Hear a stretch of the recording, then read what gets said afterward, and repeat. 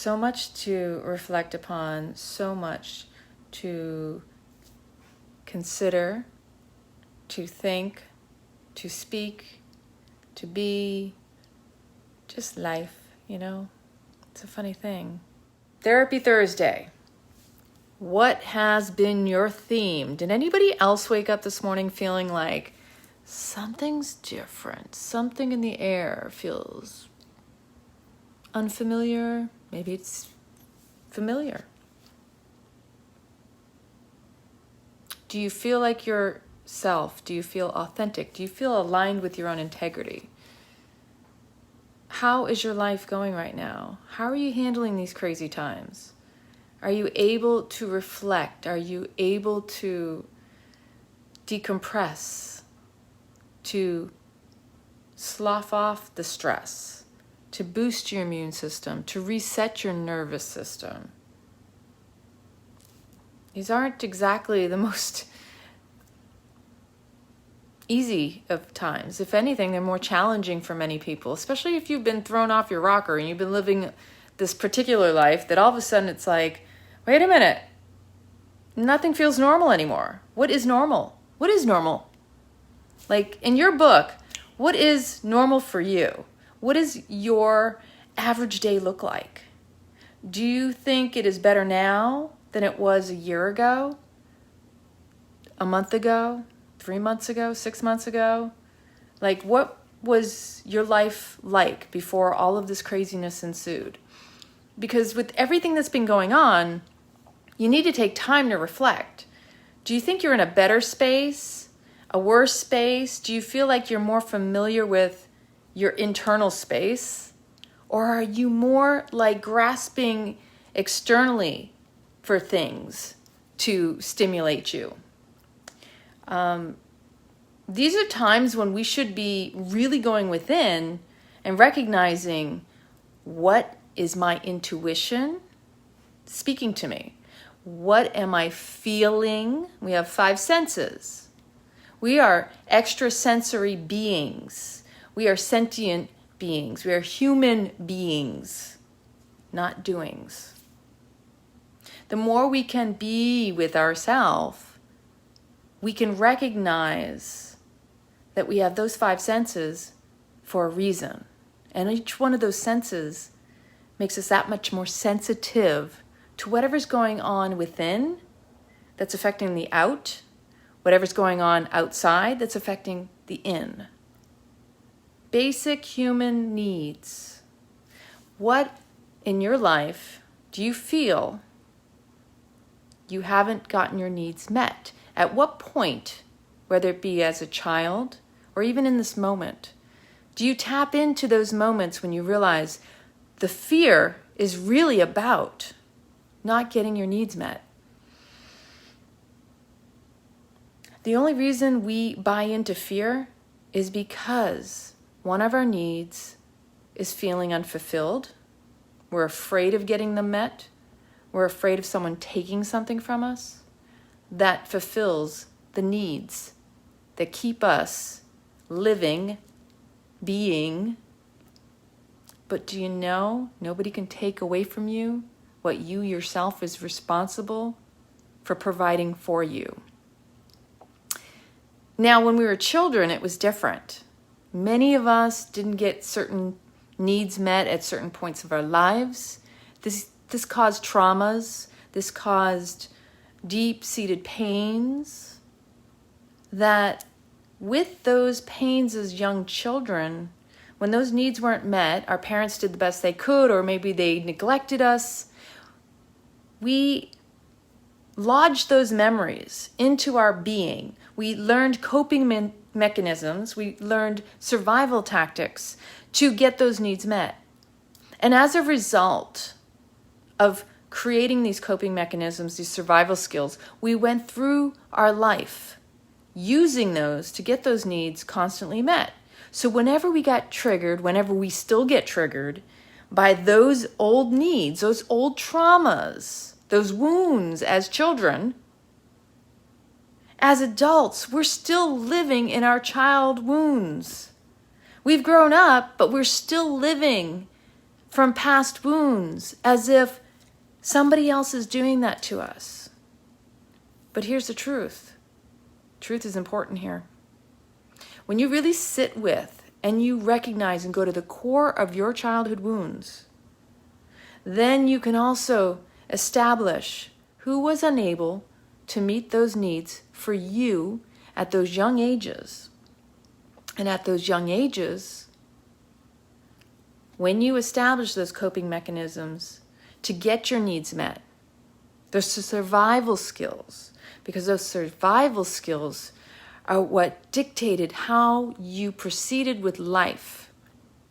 If you are still living out the same coping mechanisms, survival skills, tactics, whatever you want to call it, it's a form of manipulation to get what you think you need. So from the childhood to the adulthood, are you still living in those spaces? Because most of us have grown up from those childhood wounds, still living it out. So we're basically adults, still seeking to get these needs met and not realizing, wow, you know what? I can reparent myself. My parent might not have been able to meet my needs back then, and I was able to find ways to get those needs met throughout the course of my life. But you know what? Nobody's abandoned my inner child. My child is always with me. And when you can recognize that you are now the responsible parent of yourself, then you can establish that maybe you don't need those old coping mechanisms or those survival tactics, that those basic human needs are your responsibility now, that you don't need to lean on anyone else to provide you what you yourself are capable of giving you. It was one thing when you were a child, but as an adult, now you have no excuses for anybody else because it's about you providing for you. And that's a huge wake up for a lot of us, especially if we have been going through the course of our life thinking we need to behave a certain way to get something in return from other people. But the truth is, we don't need other people to do anything for us. We need to be able to do for ourselves. When you are fully healed in yourself, when you are meeting your own needs, and you are good with where you're at and you're in your confidence, now, I'm not going to say this happens overnight. This takes some serious work. You have to deeply reflect and be willing to confront everything that you've ever experienced. Because when you're triggered by an old wound, you start re-experiencing that wound and every other one in the course of your life. Every wound comes up to the surface when you're triggered by any one of your old traumas. So it's amplified. This is why people who have bottled up so much trauma, PTSD, when they are triggered by something, they fly off the handle, they explode. This happens because they're reliving every trauma all at once in that moment. But the more you can be mindful, if you're aware, see, awareness is the key that unlocks the door. But with the awareness, it's up to you whether or not you're willing to turn the key and go through the door. Nobody can make you do that. That's your responsibility. I can't do it for you, and you can't do it for me. But the beauty is when you recognize, wow, I have been living out my life thinking I didn't have enough. I live in lack, so I have to convince others that I'm worthy. I have to prove myself. No, you don't. You don't have to prove yourself to anybody. That's an old construct. Our society has really batted that one in all of our faces. That in order for you to deserve something, you have to prove your worthiness. But I'm here to tell you and remind you, you don't have to prove yourself to anybody. You are worthy as you are. And when you recognize, oh my gosh, I've been trying to prove myself my entire life just to get my needs met, just to prove I'm worthy of receiving. And then most of us who have been doing that all of our life have been denying exactly what it is we desire to receive. Oh, no, no, no, I'll take care of that. In the back of our minds, we want that person or that situation to insist we can have it. Like it's this double-edged sort of, not only am I trying to prove myself worthy, but I'm also in a space of denying the worthiness of it and saying, no, no, no, it's okay. I really can't. I can't. Raise your hand. Tell me in the chat. Let me know. Am I the only one who's actually experienced this? Because I know for a fact I've been doing that all my life. And that my own personal reflection and awareness brought me to a point where I don't have to prove myself to anybody. If you're willing to own your own wants, wishes, and desires, you don't have to explain that to anybody. If anything, keep that sacred to yourself. That's something for you. And you don't have to explain yourself to anybody. You don't have to prove yourself because you are worthy. Without any explanation, without any rationalization.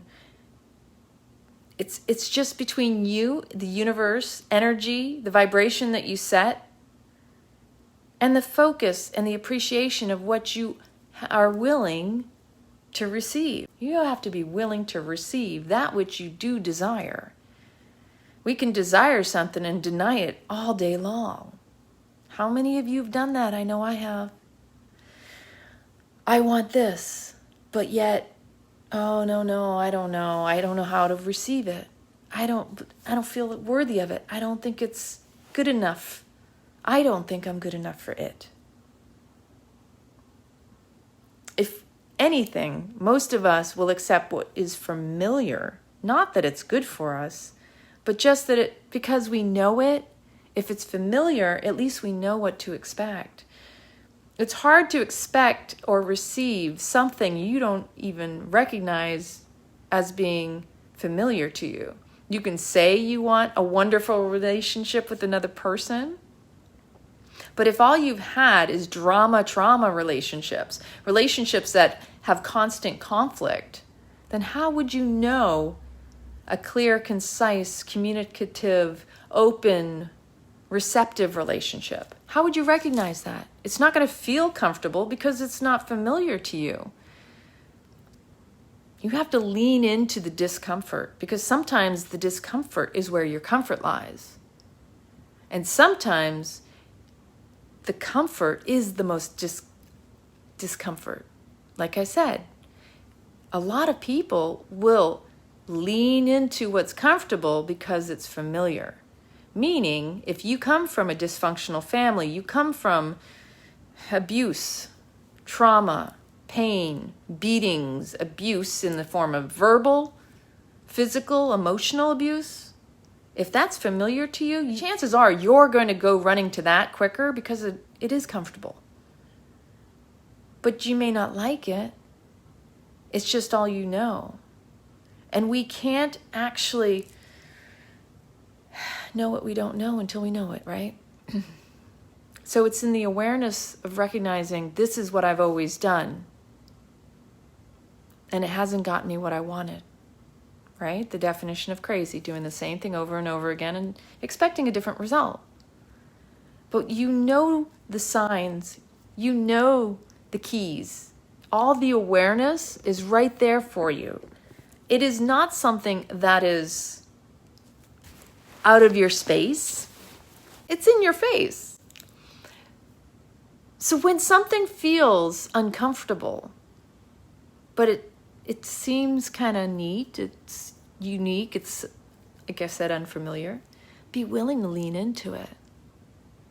You want something that's receptive. You want to lean into love, for example. Love is a great example. A lot of us, we define love differently.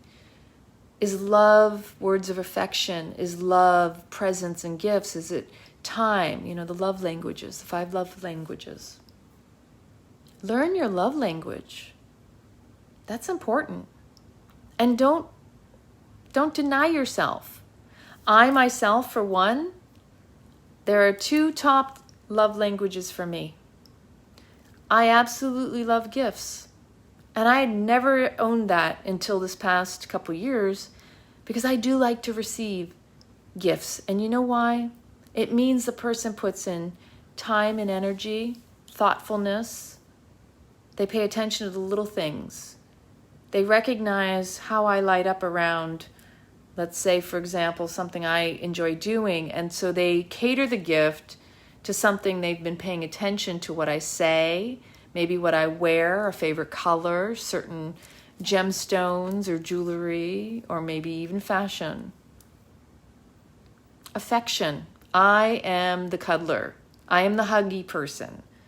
I absolutely adore when I'm in a partnership. I love kissing. I love hugging. I love holding hands. Even my girlfriends know, my closest girlfriends, we hug. I am not a handshaker as much as I am a hugger.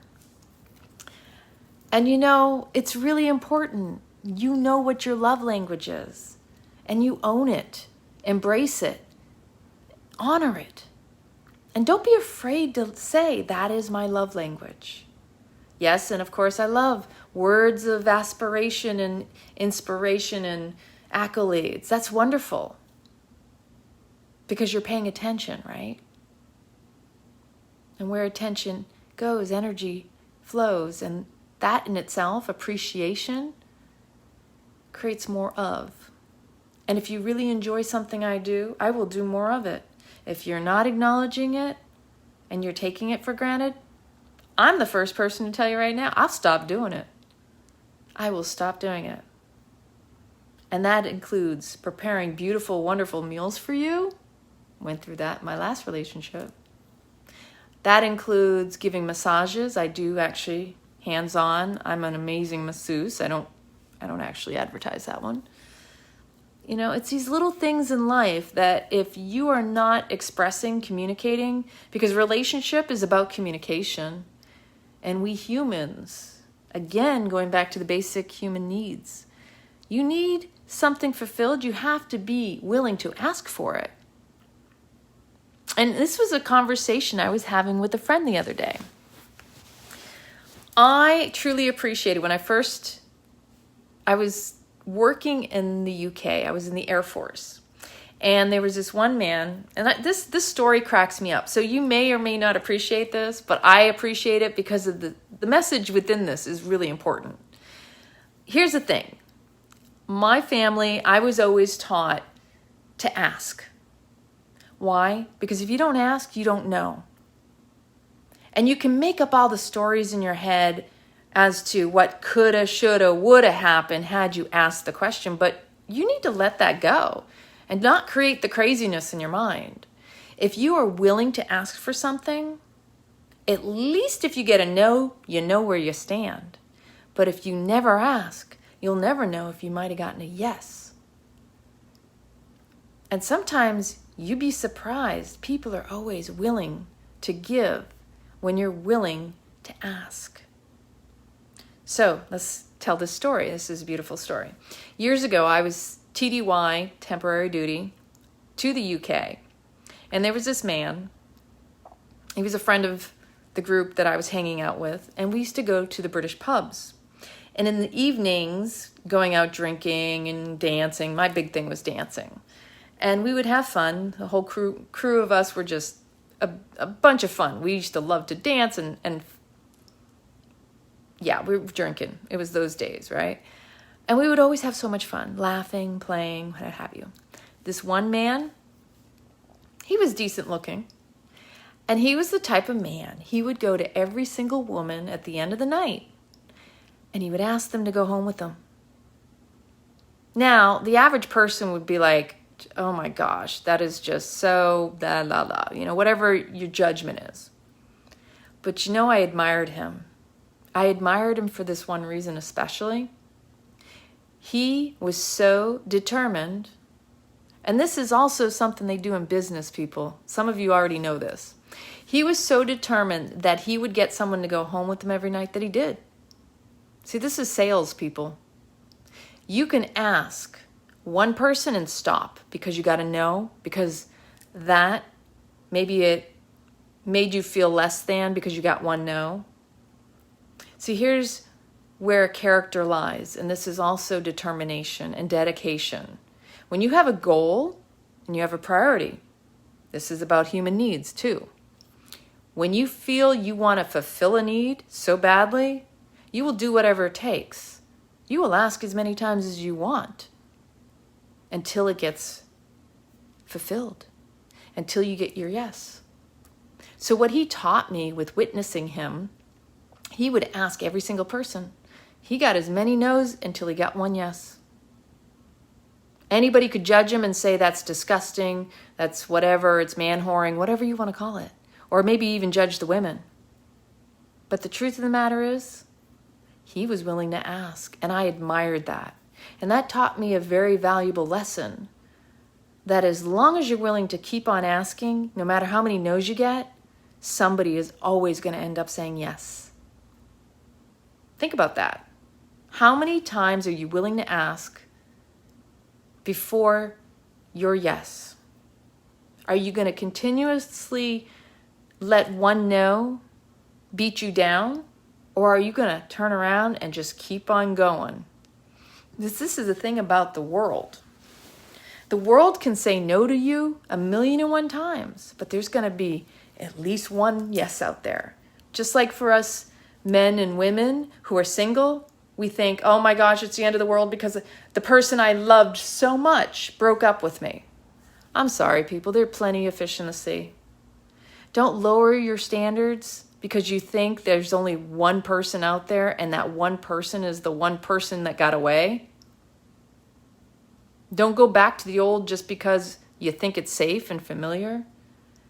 Be willing to stay single for a while and stick it out until you get what it is you deserve and you desire. Don't be settling. Because what happens when we settle, people?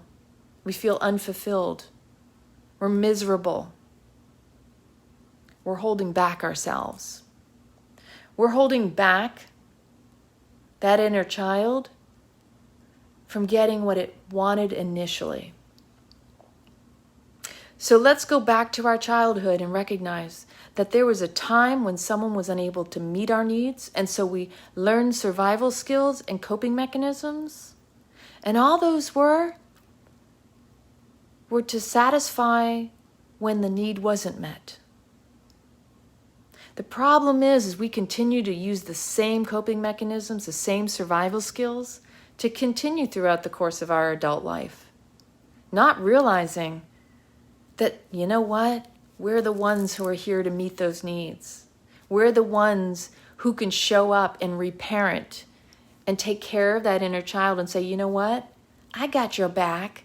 I'm not abandoning you. You're going to get what you need. I'm willing to step up and I'm willing to ask for it. And I'm going to make sure it happens. I know what you need and I'm going to give it to you.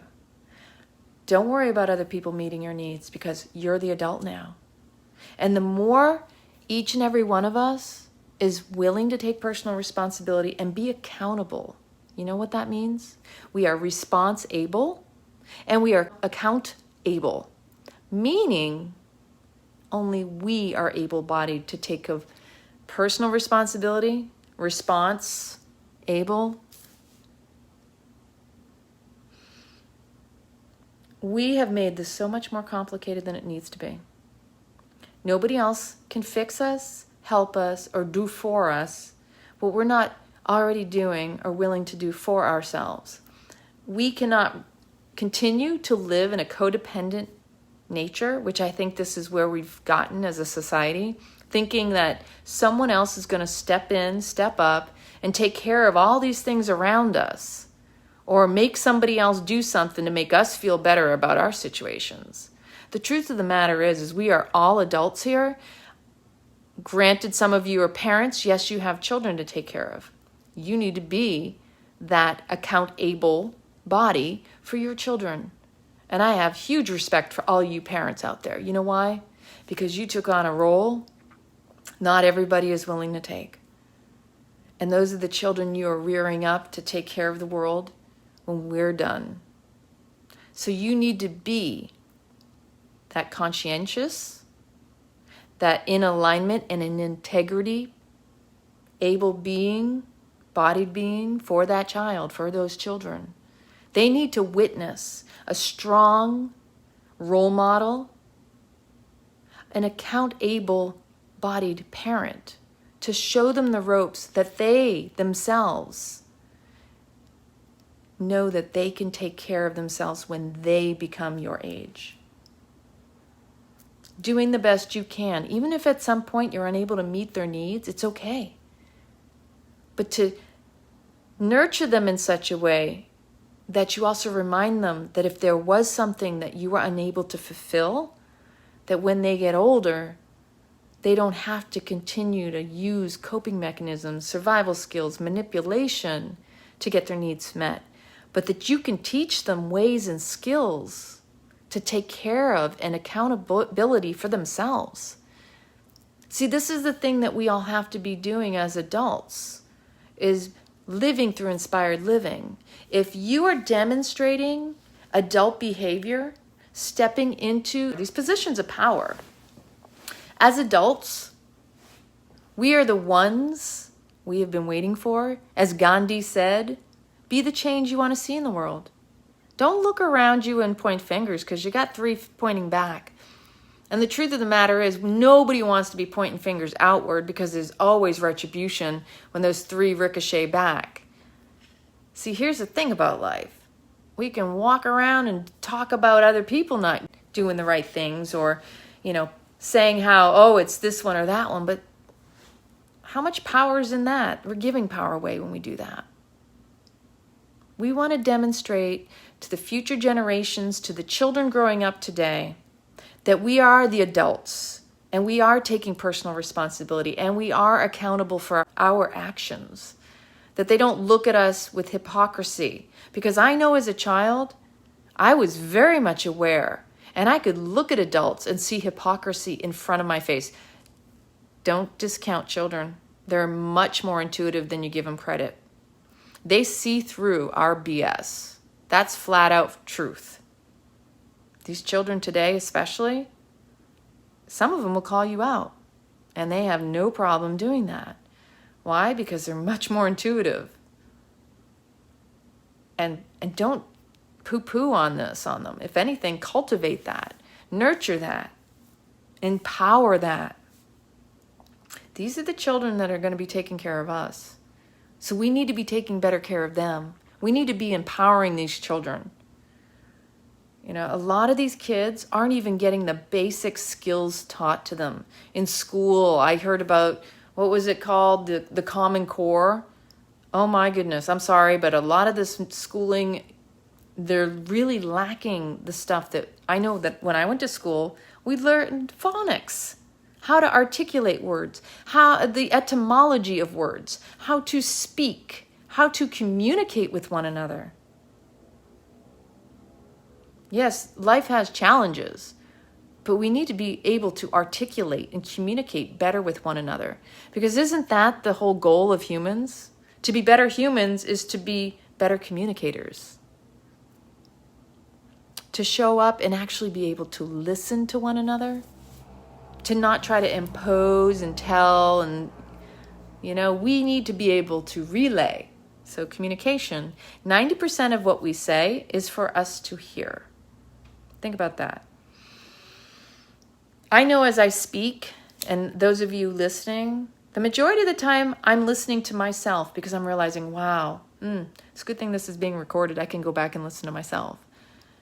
Because even as I speak, I'm speaking just as much to hear myself, to take in the wisdom that comes out of my own mouth. It's not just for you, it's also for me. But we all need to agree that we want to understand each other better. We want to have a better understanding of ourselves, because when we understand ourselves, we're tapped into our intuition.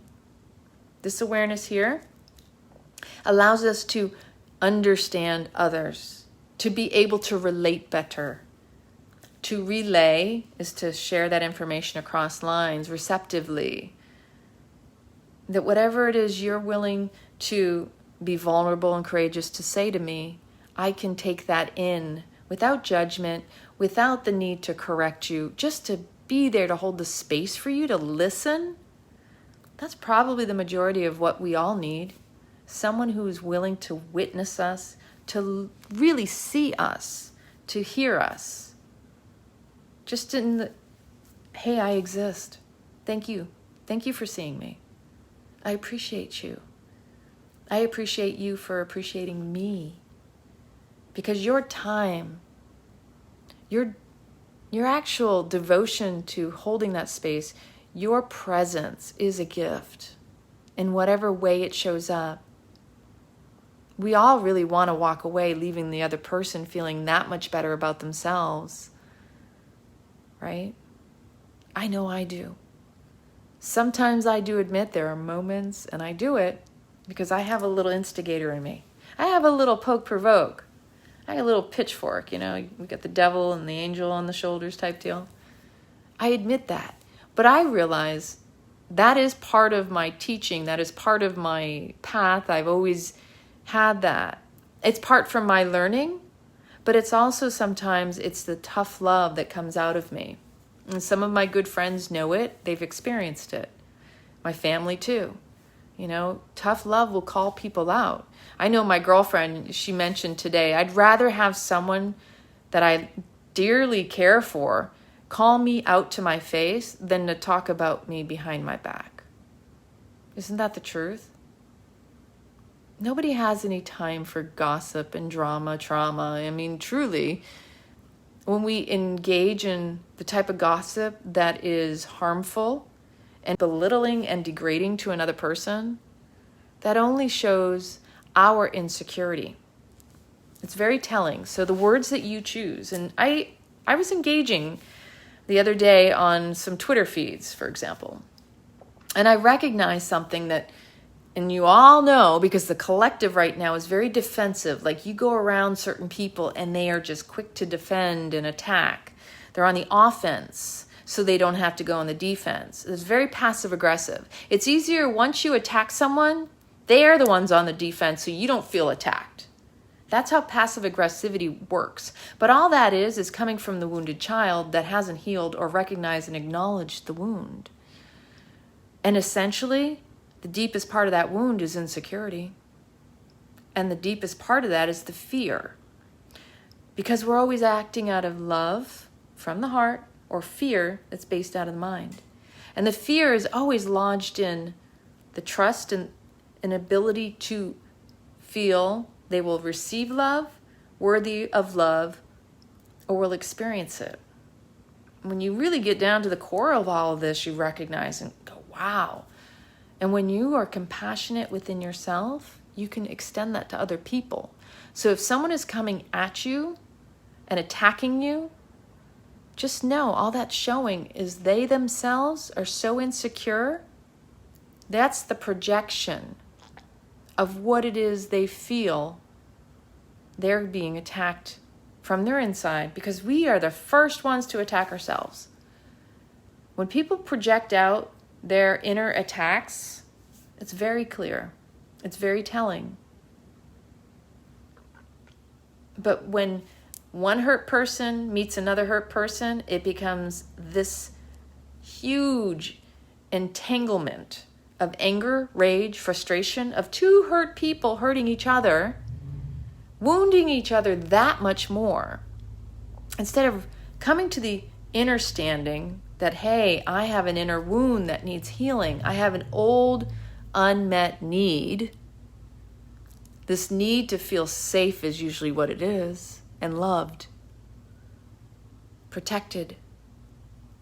The simplest basic human needs. That when you don't feel safe, then what is your go-to? What's your first response? Where do you feel it in your body? Is it a sinking in the belly? Is it a knot, throat seizing up, and then, you can't speak? Do you get heated up around the neck and the shoulders? Does your face get inflamed? Because each one of us, wherever it's in our body, is part of the dis-ease that stems from that deep-seated trauma of our childhood wound.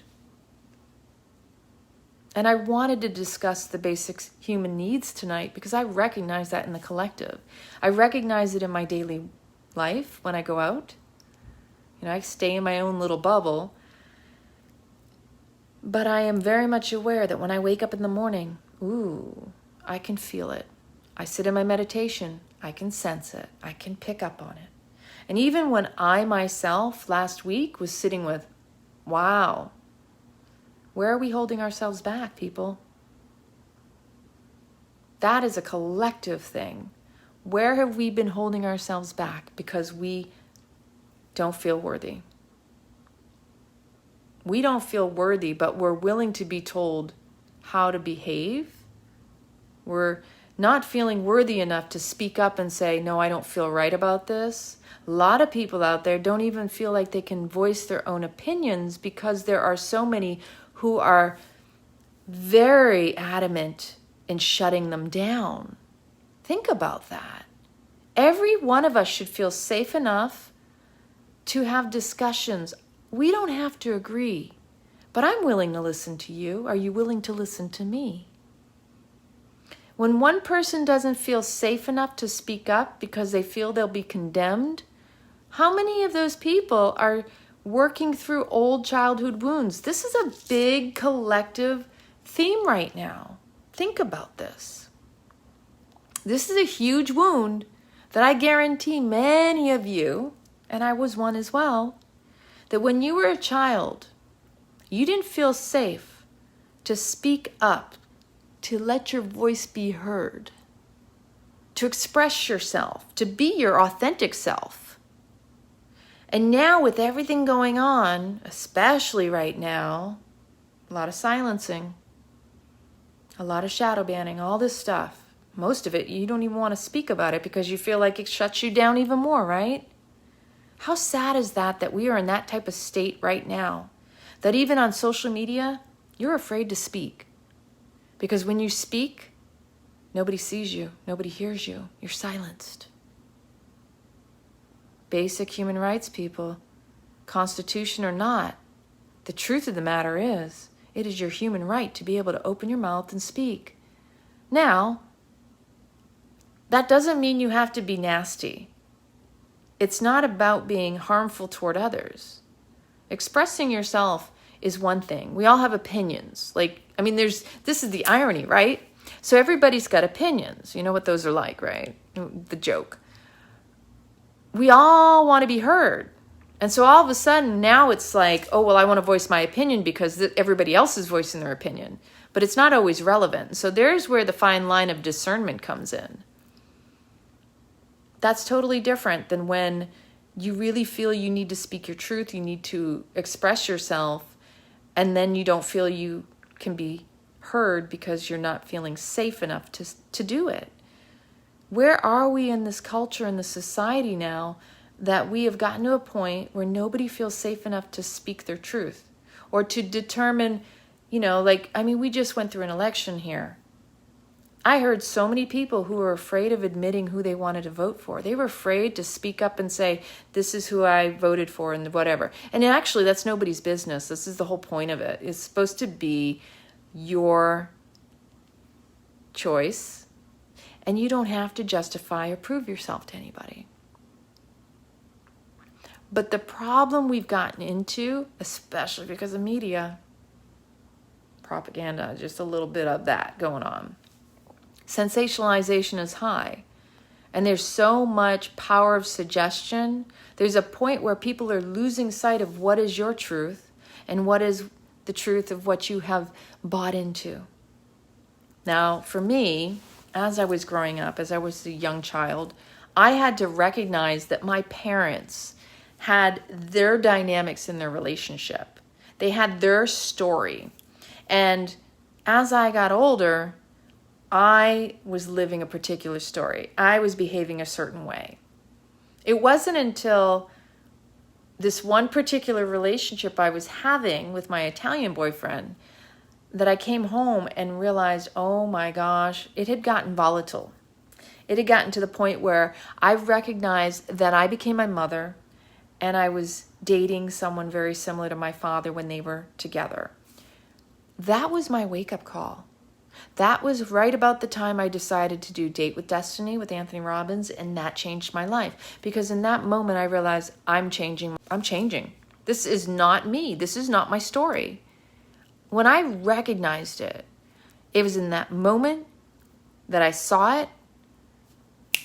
The flip of the switch happened.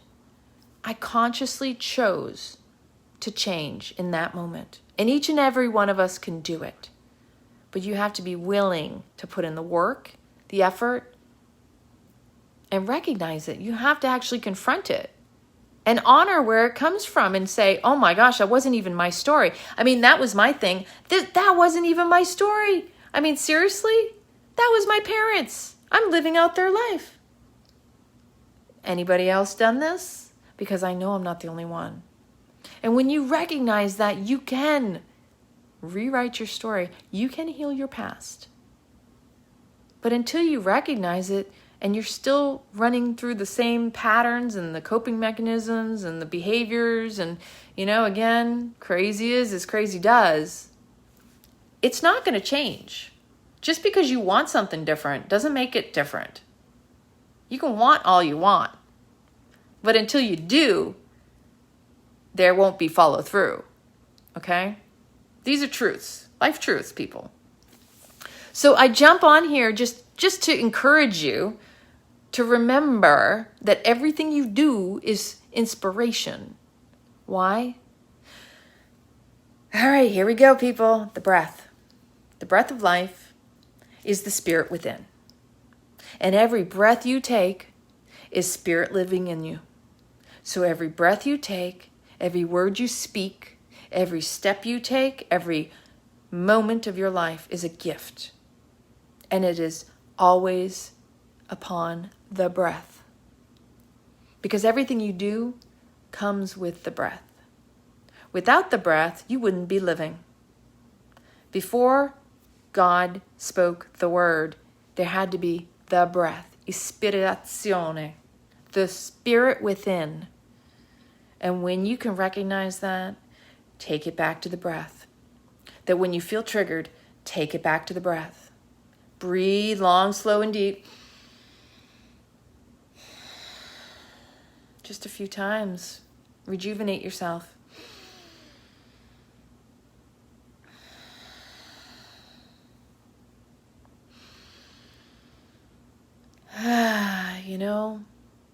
Life is too short to live a shallow life. This is why it's so important to breathe your breath, to take it. Don't take it for granted. Take it in, expand it, because we are always living contracted or expanded. So contraction on the exhale, expansion on the inhale. Polarity, people. Everything's about polarity. They say that the glimmer, the wisdom is between the breaths. You know why? Because with polarity, you see the contrast, the yin, the yang, the good, the bad, the inhale, the exhale, but on the pause, on the neutrality of every polar opposite, in the middle ground. Neither one is revealed to you. It seems they don't exist, but they become one. They become one. Oneness is about embracing yourself as whole. You're good, you're bad, you're beautiful, you're ugly, you're light, you're dark. It's all relevant. We are not fragments, although many of us have become fragmented. This is a whole being. And for you to live a fully rich life, you have to embrace all of yourself. Honor everything and everywhere you've been. Take it all in. Love it all whole. You're not broken. You don't need to be fixed. You just need to remember who you are. You are a holy being. You have the breath of life. Don't ever let anybody tell you differently. And you deserve to be seen. You deserve to be heard. You deserve to feel safe. I'm here to maintain that for myself and to ensure the same thing for you. You do you. Don't worry about what other people are doing. Do what makes you feel safe and don't expect others to do it for you. Because when you do it for you, when you feel safe because you provided it for you, that is exercising your courage muscle. That the more you are willing to show up for you and be personally accountable, taking personal responsibility to reparent your inner child, you're healing humanity on a whole other level. Because the work you do on you, for you, is for us all. This is why I do what I do.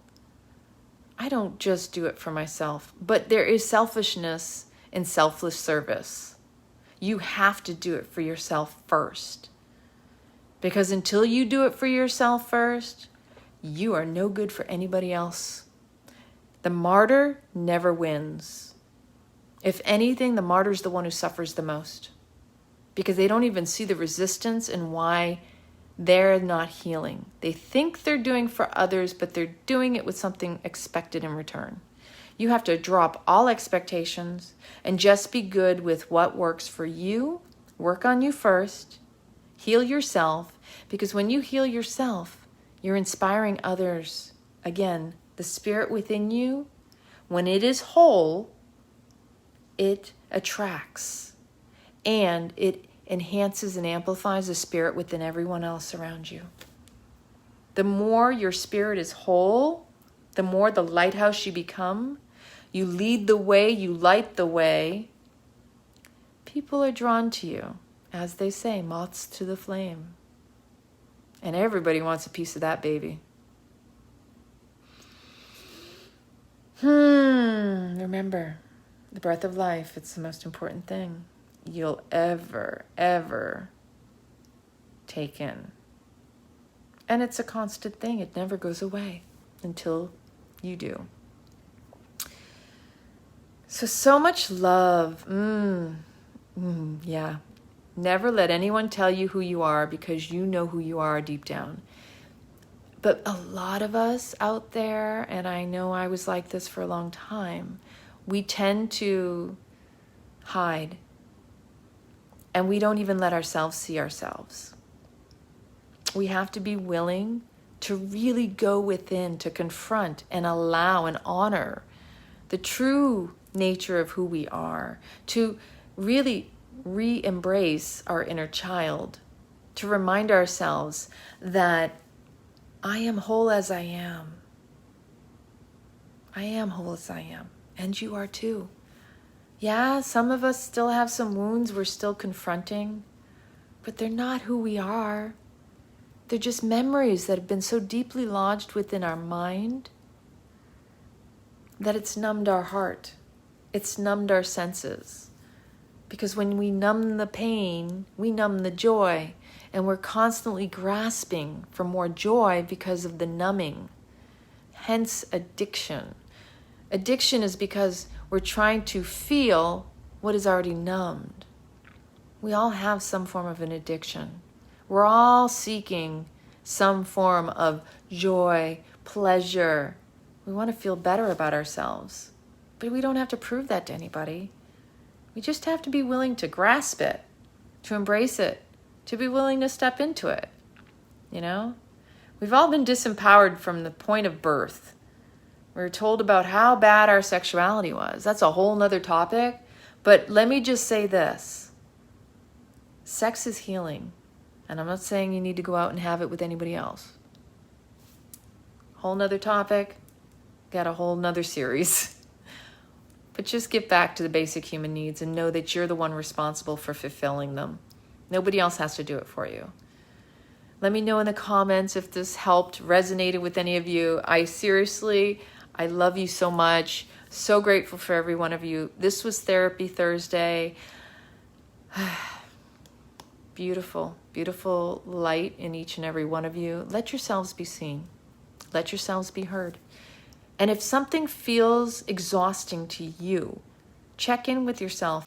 When we are not aligned with our own personal integrity, it's exhausting. When we're going against what feels right, it's resistance. If you can learn to flow and trust, because the underlying theme of love is trust. You have to feel safe. You have to feel you can trust to be able to be expressive in your true nature. When you are willing to go with the flow of your soul, like really get in soul flow, tap into that. Okay, I feel driven or guided to do something.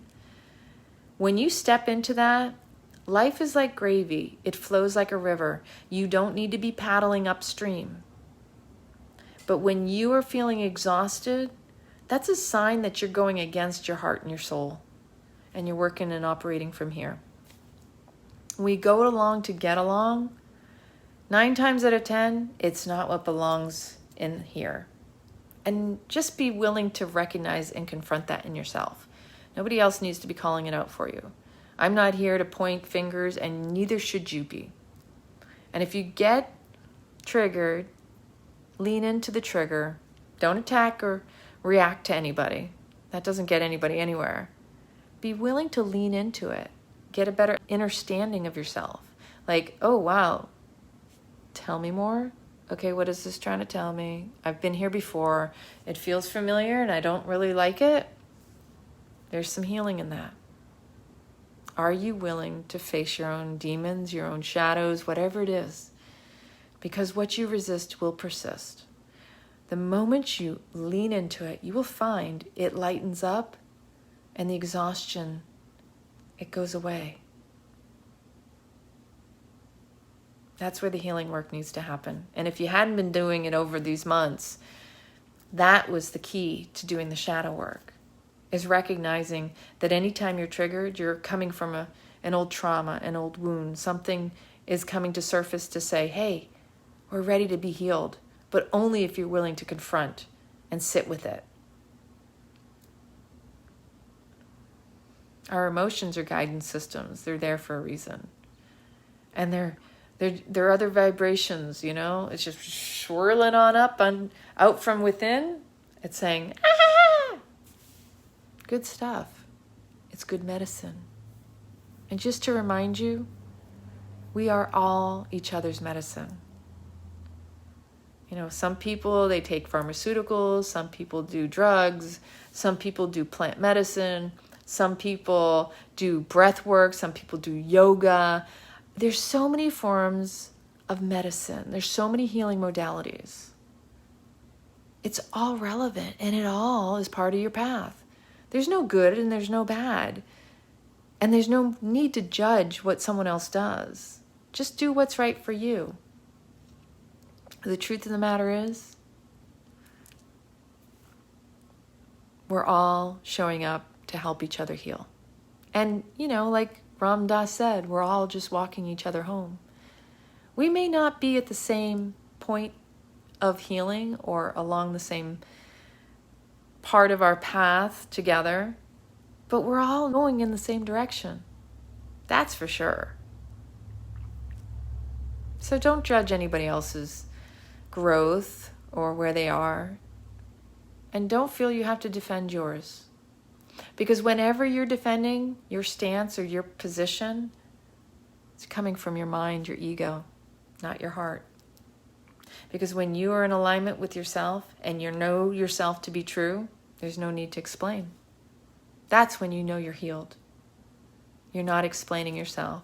You're not defending yourself. You're not even offending anybody. You're just being you.